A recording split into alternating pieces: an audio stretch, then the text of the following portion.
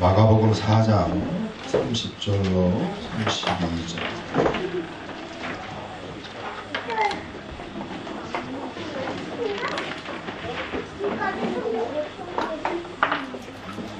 자, 우리 짧은 세 절의 말씀이므로 함께 목소리 높여 주의 말씀을 봉독하겠습니다. 세, 또 가라사대 우리가 하나님의 나라를 어떻게 비하며 또 무슨 비유로 나타낼꼬? 겨자씨 하나님과 같으니 땅에 심길 때에는 땅 위의 모든 씨보다 작은 것이로되 심긴 후에는 자라서 모든 나물보다 커지며 큰 가지를 내니 공중의 새들이 그 그늘에 깃들일 만큼 되느니라.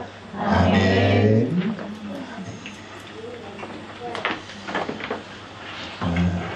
어린 자녀들도 지난주에 야외배를 통해서 다 모이고 한국에서 갔다 올 분들도 많으신 것 같아요. 우리 오늘따라 생각에 우리 자녀들의 좀 찬양이 듣고 싶네요. 우리 관계되시는 분들 오늘부터 조금씩 연습을 해주셔서 우리 어린 자녀들 특성할 수 있도록 잘 부탁을 드리겠습니다. 우리가 무거운 자동차를 움직이는데 그 자동차를 움직일 때에 어떻게 해야지 그 자동차를 움직일 수 있을까요?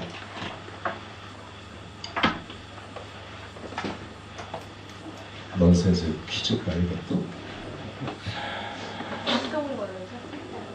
예, 맞았습니다. 시동을 걸어야죠. 그렇습니다. 무거운 자동차를 움직이는데 그 자동차를 내가 좀 힘이 좋다라고 해가지고 내가 힘 좀 쓴다라고 해가지고 그 자동차를 끌고 가고 밀고 갈 수 있는 사람은 아마 없을 줄로 합니다. 그 크고 무거운 자동차도 실상은 작은 키 하나로 키 꽂이에 꽂아서 시동을 걸어야지 비로소 움직일 수 있다라는 것이죠. 무엇을 말씀드리고자 하냐면 우리가 믿음 생활을 하는데요. 이 믿음이라는 정말 크고 무거운 자동차와 같은 것이 있습니다. 심지어 그리스도 예수께서는 이 믿음을 십자가라고 하시고 멍에라고까지는 말씀하십니다. 그런데 이 무거운 믿음을 우리가 어떻게 함께 지고 갈 수 있는가? 그것은 바로 작은 자동차 키로 그 시동을 거는 것과 같이 그 구원의 기쁨과 감격으로 우리가 이 믿음이라는 좀 큰 자동차와 같은 이 짐을 내가 가벼운 마음으로 끌고 갈 수 있을 줄로 믿습니다. 아주 작은 것 같지만 그러나 구원의 기쁨과 감격이라는 것이 우리 믿음 안에서 사라져버린다고 하면 결단코 우리의 믿음을 이끌고 갈 수 있는 힘이 없다라는 사실이에요. 아무리 성경을 많이 읽었고요, 내가 교회를 아무리 오래 다녔다 할지라도요, 그리고 내가 믿음 생활을 좀 했다라고 내가 행여 그렇게 말을 한다 할지라도 그 믿음이 온전히 세워지고 그 믿음의 육중한 중량을 이끌고 갈 수 있는 힘이 하나 있다라고 하면 그것은 곧 구원의 기쁨과 감격인 줄로 믿습니다. 사랑하는 여러분, 그 구원의 기쁨과 감격을 회복시켜달라고 하나님 앞에 그것을 위해서 여러분 기도하시고 그 은혜를 사모하는 마음으로 주의 성전에 찾아오시기를 바랍니다. 그저 예배 시간을 지키기 위해서 오는 것이 아니라 구원의 기쁨과 감격을 회복시켜 주시고 아직 그것을 내가 경험하지 못하였다라고 한다면 주여 값없이 나에게 주시는 그 은혜로 구원의 기쁨과 감격을 허락하여 주옵소서. 기도하는 저와 여러분이 되시기를 간절히 축원합니다. 그때에 우리 그런 찬양도 있지 않습니까? 나의 등 뒤에서 나를 도우시는 주. 오늘도 제가 서 있는 이 자리 뒤에는 예수 그리스도의 십자가가 달려있지 않습니까? 저는 이 십자가를 바라보며 예배를 드리지 못하지만 여러분은 이 십자가를 바라보며 예배를 드릴 줄 압니다. 저도 예배를 드릴 때 이 십자가를 바라보며 주께서 허락하신 그 은혜와 그 보혈의 피를 의지하고 그 구원의 감격과 기쁨을 누리기 위하는 그러한 마음이 있습니다. 사랑하는 여러분, 제 뒤에 있는 십자가를 바라보시길 바랍니다. 제가 전하는 저의 말을 듣지 마시고요, 제 뒤에 있는 저 십자가가 말하는 그리스도 예수의 복음과 여호와 하나님의 말씀을 귀 기울여 새겨 들으시기를 간절히 축원합니다. 사람을 보며 세상을 볼 땐 만족함이 없습니다. 시험이 들고 좌절할 수 있습니다.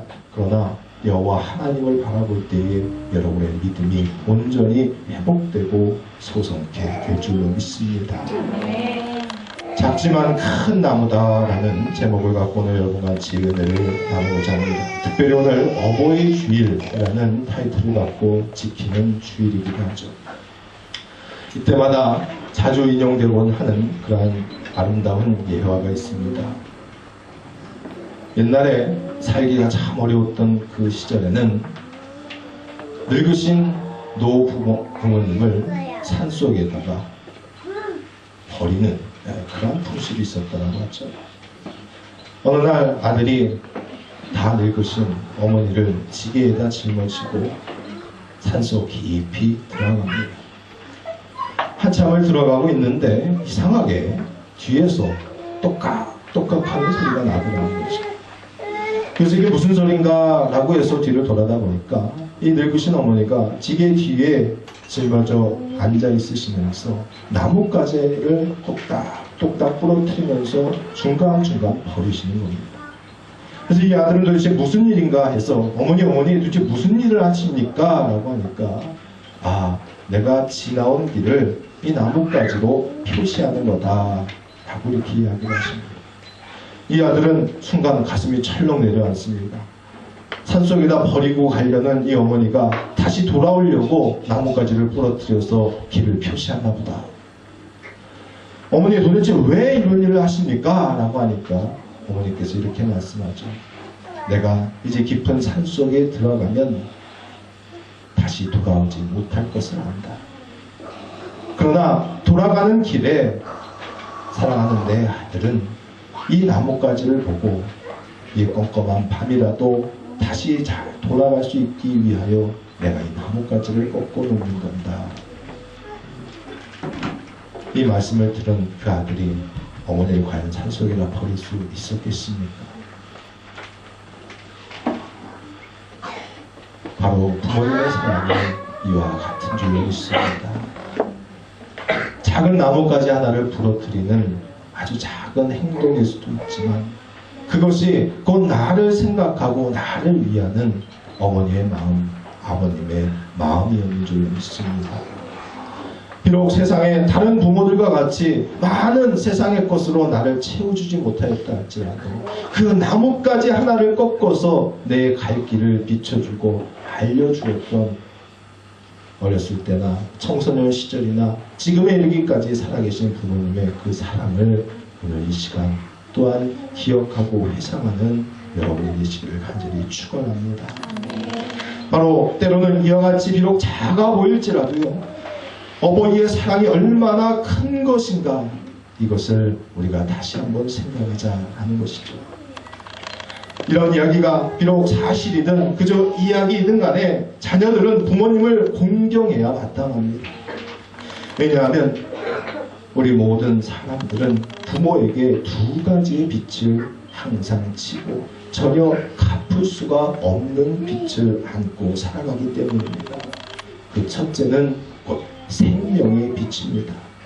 만약에 부모님이 없었다라고 한다면 나라는 존재가 이 땅에 태어날 수 없었을 것이지요. 또 하나는 양육의 빛입니다. 철모르던 시절까지 부모님께서 나를 먹이시고 입히시고 길러주셨다라는 믿음이죠. 그리고 이 믿음을 통하여서 하나의 가정이 이루어지는데 이 가정을 성경을 통해서는 작은 하나님의 나라로 비유되기도 합니다.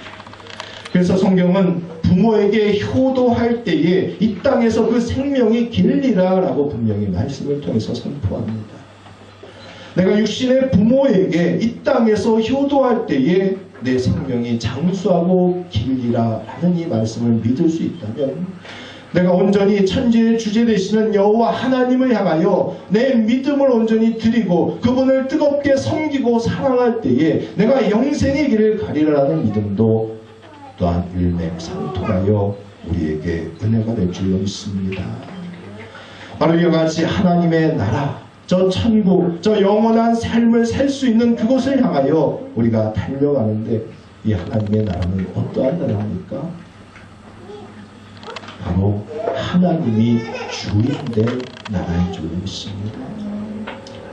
주인 되신 여호와 하나님이 통치하시는 나라가 하나님의 나라입니다. 그런데 천국도 우리 믿는 사람들 가운데 보면 자기의 나라로 착각하면서 신앙생활하는 사람들이 많이 있는 것 같아요.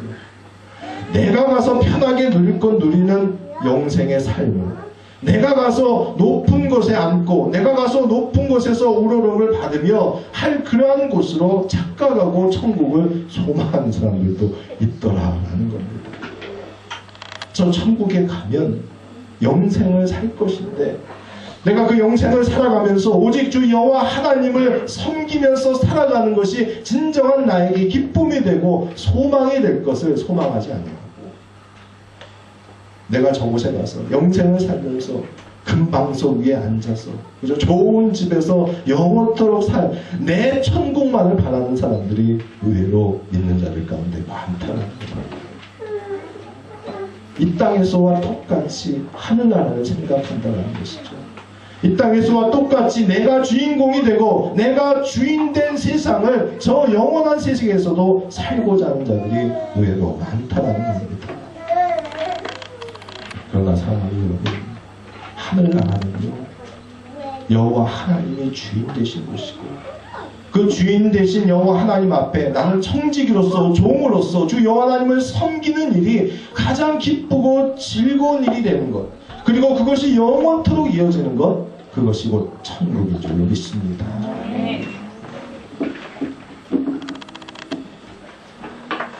그리스도 예수께서는 이 땅에 오셔서 바로 그 천국, 곧 여호와 하나님의 그 나라, 킹덤 오브 갓, 그것을 증거하시기 위해서 이 땅에 오셨습니다. 그렇다고 한다면 그 여호와 하나님의 나라는 무엇으로 비유될 수 있겠습니까? 오늘 본문을 통해서 읽어보다 보면 오늘 그리스도 예수께서는 천국을, 여호와 하나님의 나라를 무엇에 비유하고 계십니까? 겨자씨 하나님을 비유하고 있습니다. 기왕 그 위대한 여호와 하나님의 나라를 비유할 수 있고 비교할 수 있다라고 한다면, 기왕이면 솔로몬의 왕궁과 그 성전을 지었던 백향목과 같은 아름답고 굵고 큰 나무로 비유할 수 있었으면 얼마나 좋았겠습니까?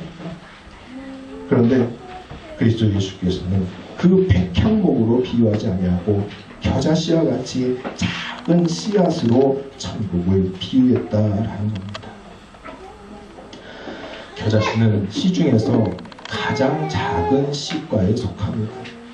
그 크기가 1mm도 채 안 되고요. 여러분 볼펜을 쓰다가 볼펜 똥이 가끔 묻어나지 않습니까? 그거보다도 작은 씨앗이 바로 겨자씨입니다. 그것이 여호와 하나님의 나라를 비유하는 데 쓰였다라는 자체가 우리의 상식으로는 쉽게 이해할 수 없는 일이다 하는 겁니다. 그럼에도 불구하고 그리스도 예수께서 왜 하나님의 나라를 이 겨자씨에 비유했는가? 그것을 오늘 이 말씀을 통해서 살펴보고 그 이유를 찾기를 원합니다. 그 첫 번째 이유는 실제 모든 것은 작은 것에서부터 시작하기 때문입니다. 여러분 인생의 자리에서 가장 소중했던 때를 여러분 기억하십니까? 여러분 인생의 자리에서 가장 중요하다라고 여겼던 그러한 때를 여기는 그 때가 있으십니다. 어떤 사람은 내가 내 사랑하는 그 여인을 만났을 그때가 가장 행복했고 중요한 인생의 전환점이었다 라고 이야기할 수도 있고요.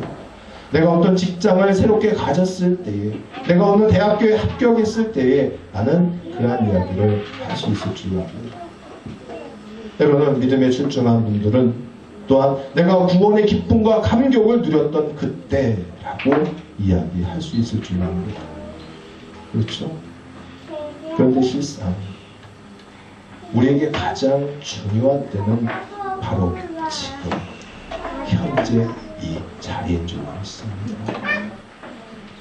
과거는 이미 지나갔기 때문에 돌이킬 수 없는 것이고요. 미래는 여호와 하나님의 시간이기 때문에 내가 하실 수가 없습니다. 물론 미래를 준비할 수는 있어도 그 미래의 시간을 내 것으로 가질 수는 없다라는 겁니다.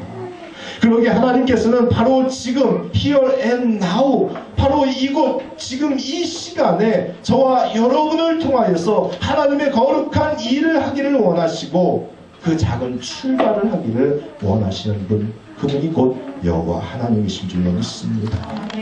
큰 강도요, 처음에는 아주 작은 실개천에서부터 시작합니다.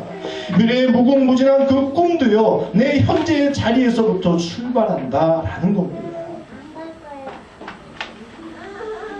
숫자도 1로부터 시작하여 어기고 조라는 단위에 이르는 것 같이 걸음도 한 걸음에 시작하여서 전리길에 이르는 것 같이 바로 이 현재의 때를 통하여 하나님께서 비록 내가 겨자씨와 같이 작다 할지라도 미래에 피어날 이삭과 그 열매와 그 나무 가지를 하나님께서 기억하시고 또한 생각하시고 우리를 천국의 백성으로 삼으신 줄로 믿습니다. 주님께서 그의 제자들을 보았을 때도 마찬가지였을 것입니다. 유력한 관원들도 없었고요. 학식이 뛰어난 그러한 자들 가운데도 또한 그의 제자들 가운데는 없었습니다. 그러나 주님은 비록 지금은 작다 할지라도 겨자씨와 같이 정말 볼품없고 작을지라 할지라도 앞으로 이 제자들이 무슨 일을 할 것이고 어떻게 변화되리라 라는 그 비전과 꿈을 안고 계셨기에 그들을 거두시고 그들에게 천국의 복음을 말씀하셨다라는 겁니다. 여러분, 제자들의 신분을 살펴볼까요? 대부분은 어부였습니다. 베드로, 안드레, 요한, 야고보와 같이 유명한 또한 제자들 역시도 그들의 출신 성분은 어부에 불과했습니다. 빌립 역시도 이들의 친구였다라고 전하고 있는 거 보아선 똑같이 어부였을 것이고요. 마태는 민족의 반역자요 세리 곧 중인 계급 정도 되었다는 것이죠.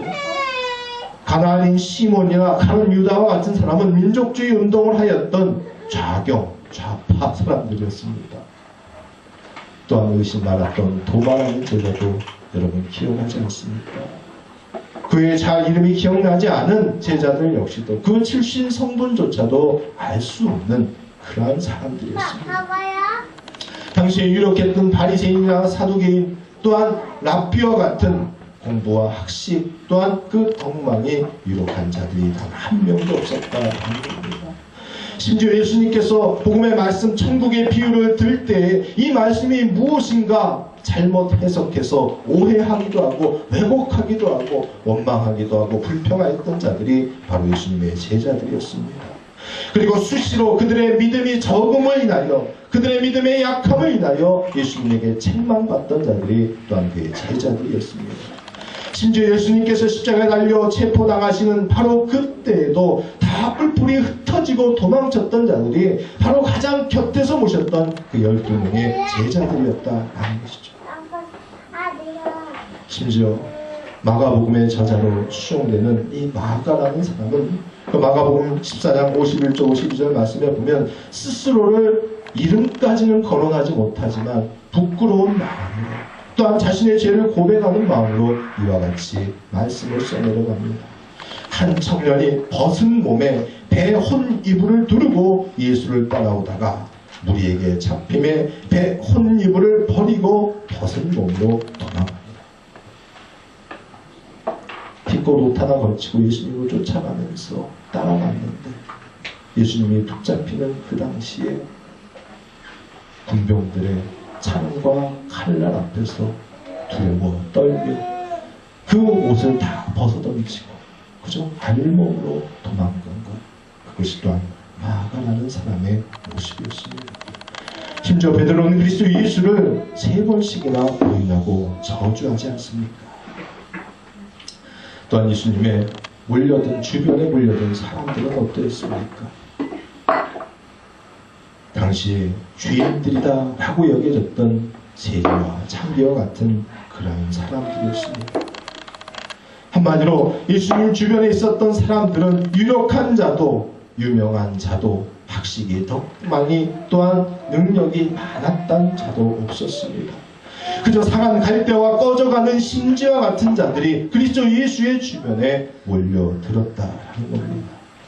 그런데 그들을 향하여 너희들이 비록 아주 작은 겨자씨와 같다 할지라도 이후에 새가 깃들고 보금자리를 틀 만큼의 큰 나무로 너희가 열매 맺혀질 것이다 라고 축복하는 말씀. 그리고 너희들을 통해서 이 세상 가운데 여호와 하나님의 나라가 임할 것이다 라고 축복하고 선포하는 예수님의 말씀을 새겨 들으시길 간절히 축원합니다. 예수께서는 그저 작은 겨자씨를 보는 것이 아니라 겨자씨가 자라나서 큰 나무가 될 것을 보셨기에 지금의 작은 것을 나무라지 아니하시고 그들을 거둬들였다라는 겁니다.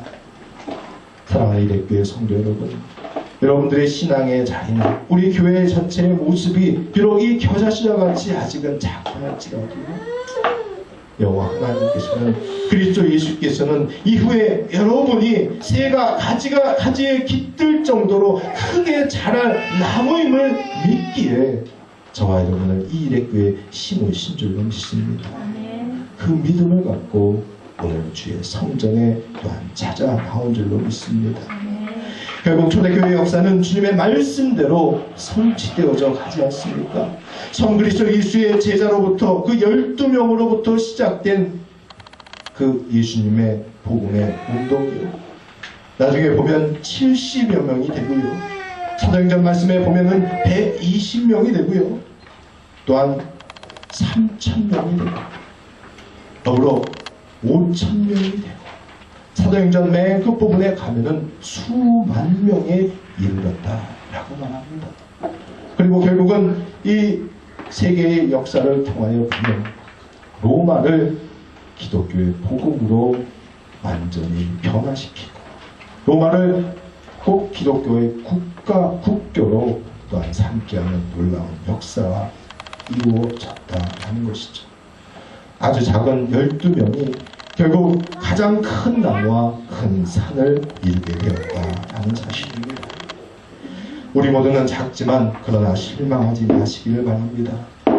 우리를 겨자씨와 같이 내 스스로 때로는 여길지 모르지만 하나님께서는 여러분을 겨자씨로만 보는 것이 아니라 다른 사람이 내 이웃이 깃들 보금자리를 만들 만한 큰 나무로 보고 계시는 줄로 믿으시기를 바랍니다. 두 번째로는 이 작은 것이 또한 소중하기 때문입니다. 쇠못 하나를 잃으면 나라를 잃는다, 그런 말이 중국에 있습니다. 이게 무슨 말입니까? 헐거워진 쇠못 하나를 잃게 되면 곧 말 발굽에서 그 쇠못 하나를 잃게 되면은요, 그 말 발굽이 빠질 수 있게 되고 그 빠진 말이 행여 장수를 태우고 있었던 말이라고 한다면 결국은 말도 죽을 뿐만 아니라 그 장수도 죽게 되고요, 또한 장수가 죽음으로 말미암아 그 전쟁에서 패배하게 될 것이고요, 그 전쟁의 패배함으로 말미암아 그 나라가 망하게 될 것이다. 이것이 작은 쇠못 하나를 이름으로 나라까지 망하게 된다. 여러분 잘 아는 나비 효과와 같은 그러한 비슷한 비유가 아닐까 합니다. 결국 작은 일이 단초가 되어 큰 일이 벌어질 수도 있다라는 겁니다. 그렇게 부정적으로 생각하는 것이 아니라 우리 주님께서는 이 작은 것들을 작다고 가볍게 여기지 아니하셨고 이 작은 것 하나를 통하여서 나라가 세워질 것이고 하나님의 나라가 부흥할 것이다 라는 비전과 꿈을 놓지 아니하셨다는 것이죠. 그래서 주인과 세리의 친구가 되기까지 하시면서 저 낮고 적은 소자에 이르기까지 그들 하나를 위하여 또한 배려하고 사랑을 베풀고 그들을 섬겼던 것이었습니다. 그래서 주께서는 이렇게 말씀하십니다. 또 누구든지 제자의 이름으로, 곧 그리스도 예수의 제자된 자의 이름으로 이 소자 중 하나에게 냉수 한 그릇이라도 주는 자들에게는 결단코 그 사람이 하늘나라에서 그 상을 잃지 아니하리라 라고 말씀합니다. 우리는 마치 때론 쓸모없는 작은 사람들 같습니다. 그러나 주님께서는 우리와 같이 쓸모없는 사람들을 능히 부르셔서 쓸모있게 만드시고 한 나라를 이루시고 한 민족과 국가와 저 천국을 반드시 완성시켜 주시는 분인 줄 믿습니다. 하나님의 창조 역사는 바로 없는 것, 곧 무에서 유로 창조하셨고요. 볼품 없는 것에서 기막힌 작품을 만드셨고요. 약한 것에서 강한 것으로, 미련한 것을 통하여 똑똑한 자들을 부끄럽게 하신 분이 곧 여호와 하나님이신 줄로 믿습니다. 그래서 사도 바울은 처음에 고린도 교회를 향하여 이렇게 편지합니다. 형제들아, 너희를 부르심을 보라. 육체를 따라 지혜 있는 자가 많지 아니하며 능한 자가 많지 아니하며 문벌 좋은 자가 많지 아니하도다.